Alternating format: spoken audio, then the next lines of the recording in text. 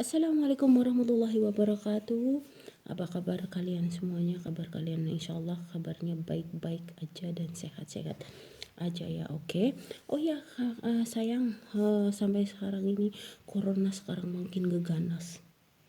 Bahkan di Sukabumi apa sih sekarang banyak juga yang terkena positif corona ya. Aduh, jadi sedih ya Allah. Padahal keluarga saya banyak di Sukabumi. Ya mudah-mudahan keluarga saya di Sukabumi semuanya pada sehat-sehat aja, semuanya pada baik-baik aja ya. Mudah-mudahan semuanya masalah corona di Jawa Barat, di Jabodetabek, dimanapun anda berada, semuanya cepat berlalu, cepat musnah dari muka bumi ini ya, oke.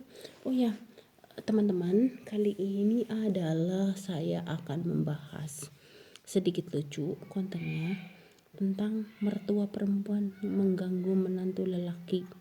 Lucu banget ceritanya. Ini ceritanya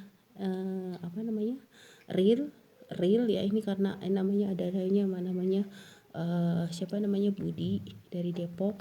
Tadi juga sempat telepon sama aku, minta tolong sama aku untuk dibahas masalahnya karena katanya udah kesabarannya udah memuncak, udah ada batasnya gitu, disabarin, mertuanya selalu ganggu aja gitu.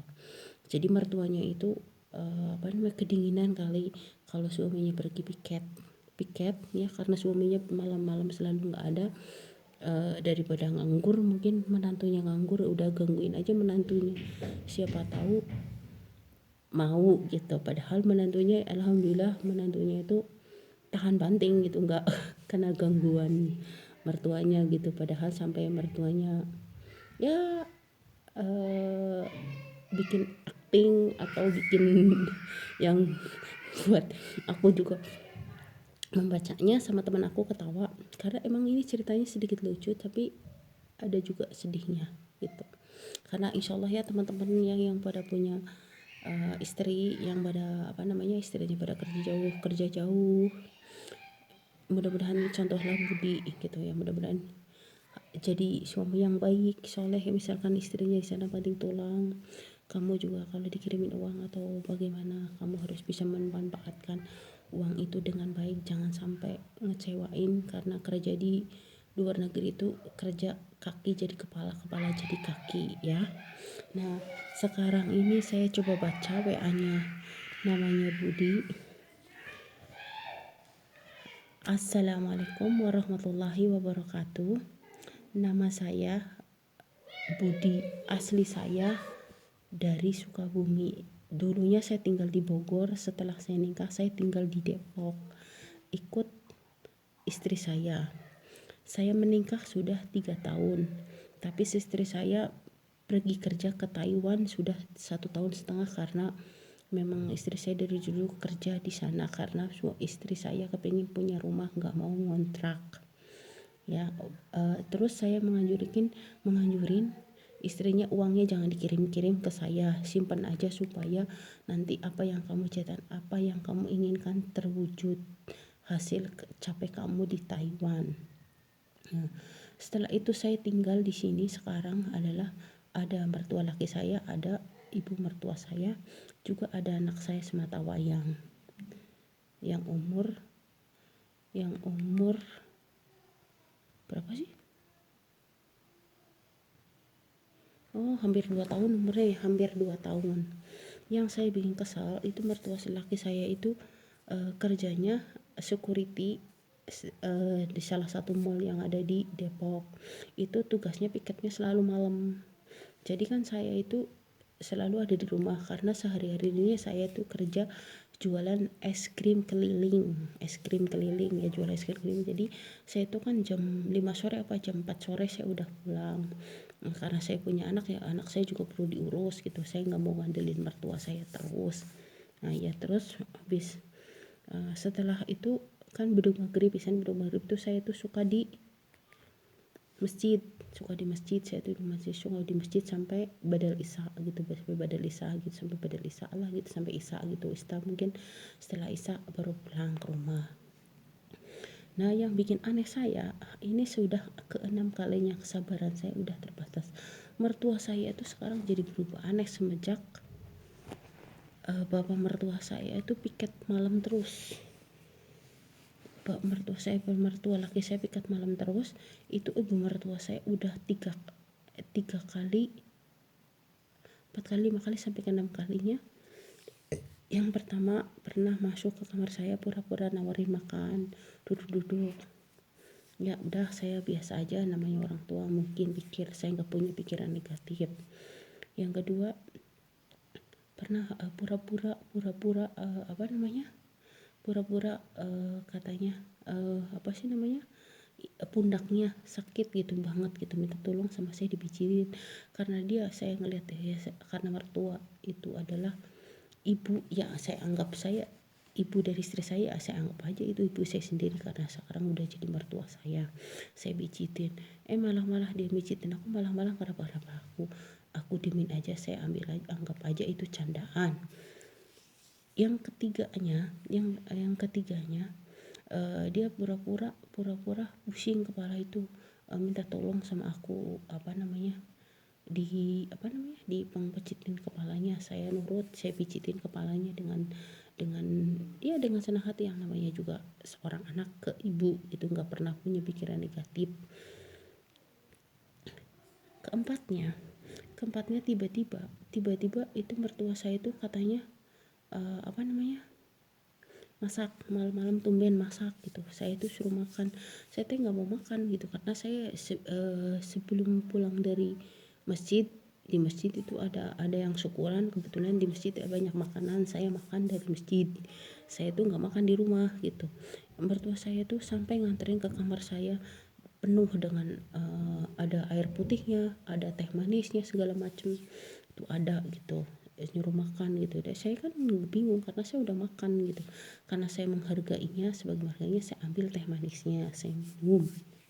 Nah, kelima waktu itu hujan. Hujan itu deras sekali. Tiba-tiba mertua saya itu masuk ke kamar saya, tidur di atas ranjang kamar saya bertiga. Kan saya bingung, kan saya merasa risih gitu ya, walaupun gimana juga itu kan mertua gitu, di atas ranjang gitu. Terus akhirnya saya yang keluar. Terus saya mau keluar, mertua saya tuh narik sarung saya. Kenapa kamu harus keluar di sini aja? Kamu juga kedinginan kan, katanya. Ibu juga kedinginan. Nah itu kan saya bingung. Saya kan ngomong, ibu tuh ngomong apa sih bu? Orang saya mau keluar nggak enak bu, tidur bareng-bareng sini. Saya bilang, udah di sini aja. Ibu juga kepengen, katanya, ibu juga kedinginan gitu. Astagfirullahaladzim, ibu mertua saya itu ngomong kayak gitu. Kan saya jadi semakin, disitulah pikiran kacau saya. Kok mertua saya tiba baju-baju ngomong kedinginan, kesepian. Saya juga pengen, padahal saya nafsu juga enggak sama mertua saya, walaupun mertua saya ya tergolong masih muda ya, umur 45an, termasuk masih tergolong muda lah gitu. Tapi saya walaupun gimana juga kan suaminya masih ada.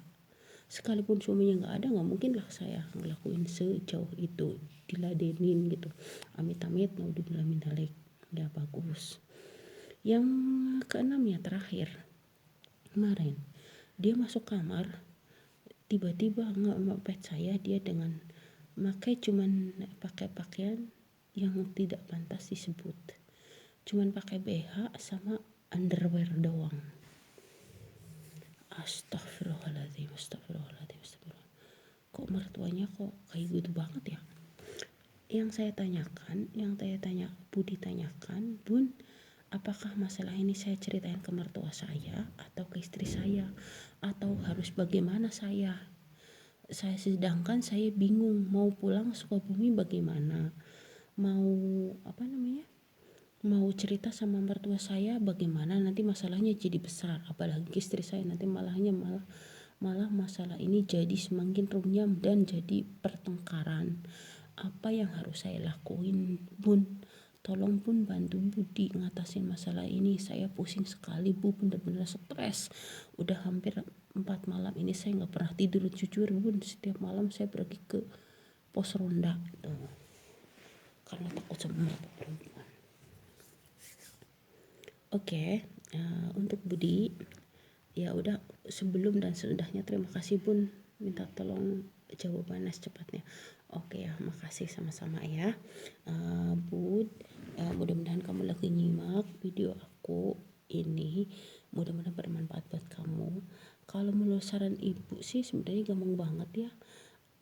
Kalau bisa kamu janganlah cerita istri kamu, karena nanti istri kamu itu kan lagi ke satu di sana itu kan lagi kerja, nanti pikiran terpojok, tapi takutnya nanti jadi bahaya untuk keselamatan istri kamu, nanti pikiran nanti jatuh sakit atau gimana, jangan.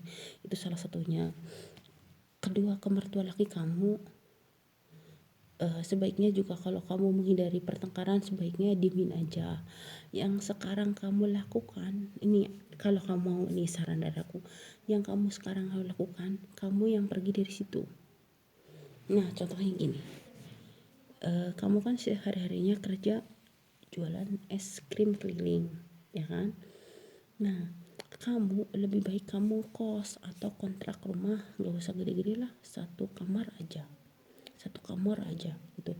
Tapi kamu ngomong dengan istri kamu, mah gimana kalau saya ngontrak gitu, karena saya nggak enak tinggal sama si mama gitu, nyari alasan apa yang baiklah buat kamu gitu.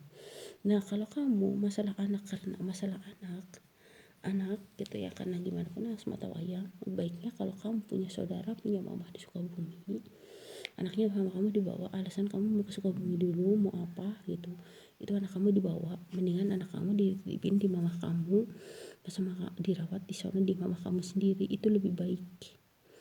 Nah jadi kamu nanti usaha atau apa itu leluasa gitu, atau kamu nanti kos sendiri juga atau kontrak sendiri juga, anak kamu ada yang ngurus, kamu jualan tetap lancar, segala sesuatunya gampang. Nah kalau masalah kamu ngomong ke mertuanya, alasannya gini, Bu saya kerjanya mau dipindahin, kayaknya saya tuh nggak bisa pulang tiap hari gitu, nanti kalau kalau kalau kalau misalkan kalau ini karena bosnya kerjanya pindah gitu, saya kerjanya itunya bosnya pindah, saya kan kalau pulang pergi jauh gitu, jadi saya nggak bisa pulang tiap hari gitu. Saya sebelum berangkat saya mau bawa si dede dulu ke Sukabumi apa gitu, alasan aja yang bagus ya, yang jangan bikin yang sakit hati gitu. Nah itu aja, itu saran dari aku. Kamu pergi aja dari situ, walaupun kontrak satu kamar atau kos yang rada jauh lah, ya kalau bisa jauh lah dari situ gitu, menghindari mertua kamu yang berapa kali mau memperkosa kamu gitu. Apalagi udah kelewat batas ya, sampai masuk ke kamar cuman pakai BH doang, pakai underwear, itu kan bukan layak dicontoh, itu ibu-ibu yang baik kan gitu. Jadi ibu-ibu itu kayaknya lagi kuber kedua gitu, jadi kepengen kepuasan gitu, sedangkan suaminya nggak ada, kerja piket malam gitu, sedangkan ada kamu tuh nganggur, kayak pikirnya itu kan kamu tuh istrinya jauh gitu, pasti kamu kesepian kan mikirnya kayak gitu. Tapi saya bersyukur kalau kamu masih tahan godaan, iman kamu masih kuat ya, mudah-mudahan kamu tetap istiqomah, apa yang disaranin sama bunda itu bermanfaat buat kamu ya. Itu aja dari aku untuk teman-teman semuanya, dimanapun anda berada, bukan untuk Mas Budi aja, ini untuk semuanya. Ini adalah aspirasi untuk kalian untuk waspada dengan hal-hal yang seperti ini, situasi seperti ini. Kalau anda ditinggal suami kerja ataupun suami ditinggal istri kerja, hati-hatilah untuk semuanya. Kalian satu kunci, yaitu kunci satu, keamanan dan keikhlasan kita adalah iman di dada kita. Kita tetap berpasrah diri sama Allah, kita minta jalan yang terbaik sama Allah, apapun keadaannya insya Allah Allah akan selalu melindungi kita. Nah itu aja dari saya, mudah-mudahan bermanfaat buat kalian. Jangan lupa subscribe, oke? Like, share, komen, aktifkan loncengnya agar anda tidak ketinggalan video baru aku. Nah dari situ Siti undur pamit. Sampai di sini, sampai ketemu lagi di video berikutnya. Untuk semuanya, bye bye, assalamualaikum, ciao.